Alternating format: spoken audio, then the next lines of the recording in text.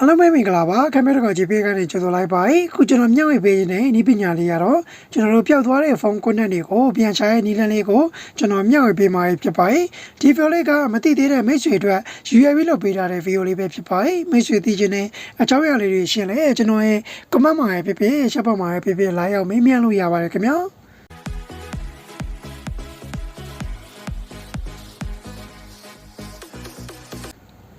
ဒါဆိုရင်ကျွန်တော်တို့ပျောက်သွားတဲ့ဖုန်းကွန်ရက်တွေကိုပြန်ချရဲ့နီးလန်းလေးကိုကျွန်တော်မျှဝေပေးဖို့အတွက်ကျွန်တော်တို့ Facebook တွေကိုတစ်ချက်ဝင်ပါမယ်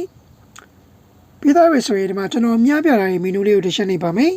။ပြီးတော့ရင်အောက်ကိုနည်းနည်းလေးဆွဲချမယ်။ပြီးဒီမှာကျွန်တော်ဝိုင်းပြထားတဲ့ setting and privacy ဆိုတာလေးတစ်ချက်ဝင်ပါမယ်။ပြီးတော့ရင် setting နဲ့တစ်ချက်ဝင်ပါမယ်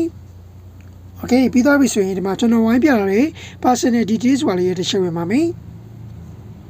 ပြီးတော့ရင်ဒီမှာကျွန်တော်ဝိုင်းပြထားတဲ့ your information and permissions ဆိုတာလေးတစ်ချက်ဝင်ပါမယ်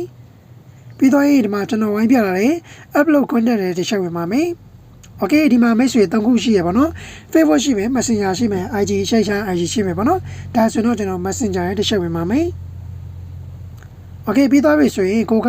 ပျောက်သွားတဲ့ဖုန်း content တွေကိုပြန်ရှာဖို့အတွက်ဒီမှာကျွန်တော်မျှပြထားတဲ့ money content တွေသွားလေးတစ်ချက်နေပါမယ်။ခဏလေးစောင့်ပေးပါမယ်ခင်ဗျာ။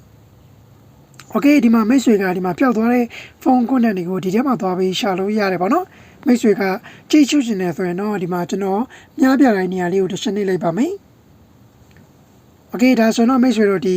ပွေးရဲ့ဒီပျောက်သွားတဲ့ဖုန်းကွန်တက်လေးပြန်ချတဲ့နည်းလမ်းလေးအဆင်ပြေမယ်လို့ထင်ပါတယ်အားလုံးကျေးဇူးများကြီးတင်ပါတယ်ခင်ဗျာနောက်တဲ့ဗီဒီယိုမှာကျွန်တော်တို့ပြန်တွေ့ပါမယ်ခင်ဗျာ